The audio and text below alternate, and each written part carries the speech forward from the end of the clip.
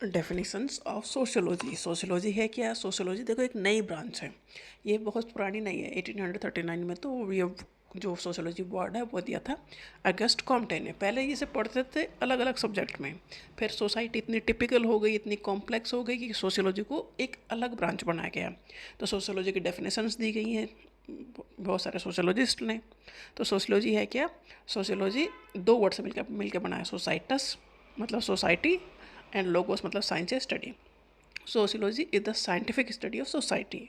Sociology क्या है? Sociology is the scientific study of society. Society की स्टडी करनी है साइंटिफिक वे में, क्योंकि जो भी हो रहा है उसकी एक वजह है। और स्टडी करनी किसकी? सोशल रिलेशनशिप, सोशल इंस्टीट्यूशंस जैसे एक फैमिली, मैरिज, रिलीजन, ये सब सोशल इंस्टीट्यूशंस हैं।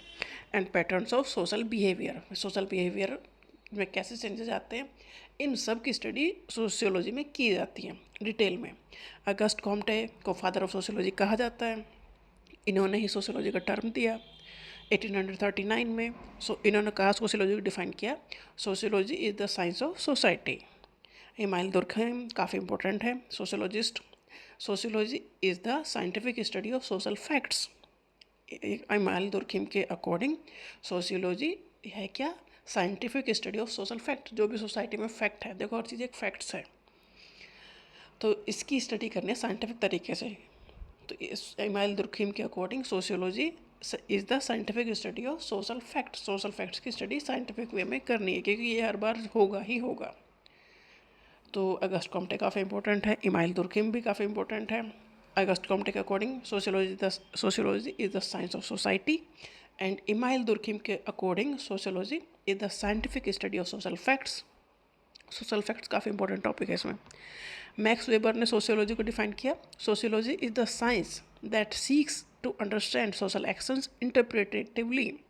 सोशल एक्शन पर इन्होंने फोकस किया मैक्स वेबर ने, क्योंकि समझना है कि जो सोसाइटी में एक्शन हो रहे हैं, जो भी चीज़ें चल रही हैं, उसे इंटरप्रेट करना है साइंटिफिक वे में। तो हर एक ने सोशियोलॉजी में कंट्रीब्यूट किया है, तभी इन्होंने डिफाइन किया है। एल.एफ. वार्ड ने सोशियोलॉजी को डिफाइन किया, sociology is the science of society और ऑफ सोशल फिनोमिना। इनके अकॉर्डिंग सोशियोलॉजी क्या है? सोसाइटी की साइंस ऑफ सोसाइटी, सोसाइटी को एक साइंटिफिक वे में पढ़ना या सोशल फिनोमिना को समझना और पढ़ना साइंटिफिक तरीके से। एम जिन्सबर्ग ने सोशियोलॉजी को डिफाइन किया, sociology is the study of human interaction.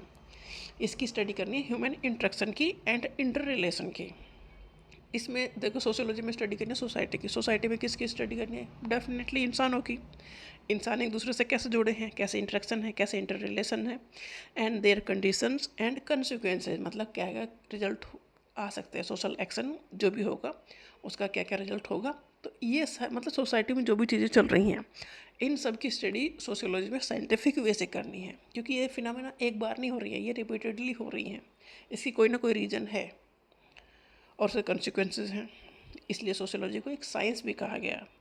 H.P. Fairchild ने डिफाइन किया, sociology is the study of the relationship between man and his human environment, मतलब सोसाइटी। सीधी सी बात यही है, मैन और उसका जो इन्वायरमेंट है वो क्या है? सोसाइटी ही है। तो वो कैसे रह रहा है इंसान सोसाइटी में। तो सोशियोलॉजी घूम फिर के बात इतनी है कि सोसाइटी में जो भी रिश्ते नाते हम निभाते हैं, सोशल फैक्ट्स होते हैं, क्योंकि वो रिपीटेडली होते हैं और प्रूफ किए जा सकते हैं।